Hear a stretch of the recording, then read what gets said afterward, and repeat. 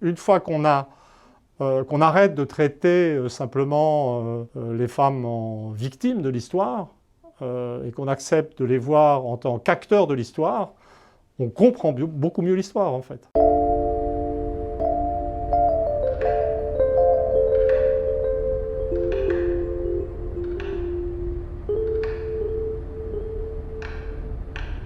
J'étais surpris par la naissance en France d'un féminisme antagoniste, qui n'est pas dans la tradition nationale. J'ai toujours été sensible aux différences existantes entre le monde anglo-américain et la France. Le monde anglo-américain où les rapports entre hommes et femmes sont soit conflictuels pour les États-Unis, soit avec un certain modèle de séparatisme dans le couple en Angleterre, avec cette tradition française qui existait encore dans ma génération d'une camaraderie entre hommes et femmes. Et j'ai été vraiment surpris intellectuellement par le phénomène MeToo en France. Par le déchaînement du concept de patriarcat, par le déchaînement de la théorie du genre aussi, qui est quand même d'origine anglo-américaine. Et j'ai vraiment essayé de comprendre.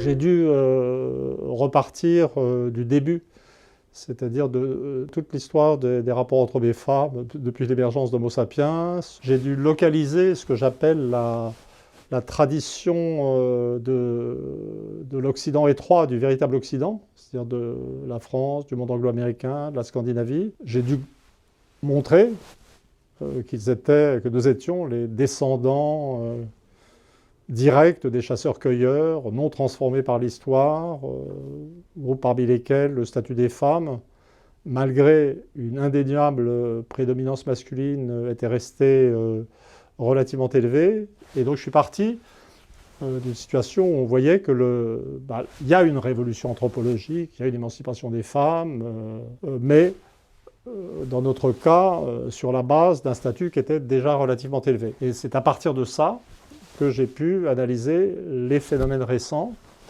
Et le phénomène central dans la période récente, c'est pas simplement le dépassement éducatif des hommes par les femmes, c'est la précocité de ce dépassement. C'est le fait que dès 1968, plus de filles que de garçons ont eu le baccalauréat. Et donc on est passé dans de larges secteurs, les uns après les autres, pas dans tous les secteurs, dans de larges secteurs, en situation que j'appelle de matridominance. Alors il y a des poches de résistance masculine dans les professions scientifiques, dans l'ingénierie, dans les postes les plus élevés des bureaucraties privées ou d'État, mais dans l'ensemble, ce qui s'est développé, c'est plutôt, dans les classes moyennes françaises, c'est plutôt une situation de matridominance, et particulièrement dans le domaine idéologique.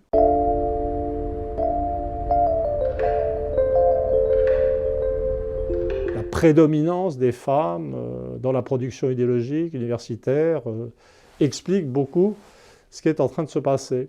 Et sachant, ou ayant compris que finalement la révolution féministe ou l'émancipation des femmes n'était pas devant nous, mais en un sens déjà derrière nous, j'ai pu comprendre que l'insatisfaction actuelle résultait non pas d'une résistance masculine, il n'y a pas une résistance masculine à l'émancipation, je le démontre, mais de contradictions nouvelles dans la condition féminine. Les femmes, pour moi, accèdent à tous les problèmes, ou même dans certains cas, les pathologies qui étaient caractéristiques des hommes autrefois, insatisfaction personnelle, de classe, et les femmes héritent de tout ça, mais avec en plus cette difficulté supplémentaire qui est le fait que ce sont toujours les femmes qui peuvent faire des enfants et que la situation des hommes, si elle n'est pas plus idéale aujourd'hui qu'à aucune autre époque de l'histoire, ne s'est pas compliquée.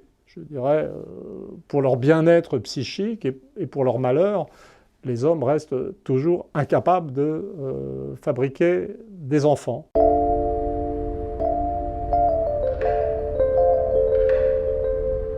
J'ai pu comprendre à quel point l'émancipation des femmes, une fois qu'on comprend qu'elle a eu lieu pour une bonne part dans le passé proche, permet de comprendre mieux des évolutions. J'ai compris que si les femmes sont au cœur de la révolution de l'éducation supérieure, ce sont elles qui sont au cœur du processus de déchristianisation, de disparition ultime du catholicisme, qui explique la décomposition de tout le système politique. J'ai compris que, par exemple, comme l'homophobie, la persécution des homosexuels masculins était un truc d'homme, il est évident que l'émancipation des femmes allait faire tomber. Et donc j'ai compris que l'émancipation des femmes avait permis l'émancipation des homosexuels. Ayant constaté que les hommes du passé ayant été porteurs des valeurs collectives, j'ai pu comprendre la disparition de certaines dimensions négatives de ces valeurs collectives, comme par exemple le racisme, avait été permise par l'émancipation des femmes. Les femmes sont ou étaient à l'origine moins racistes en fait que les hommes, car moins porteuses du collectif.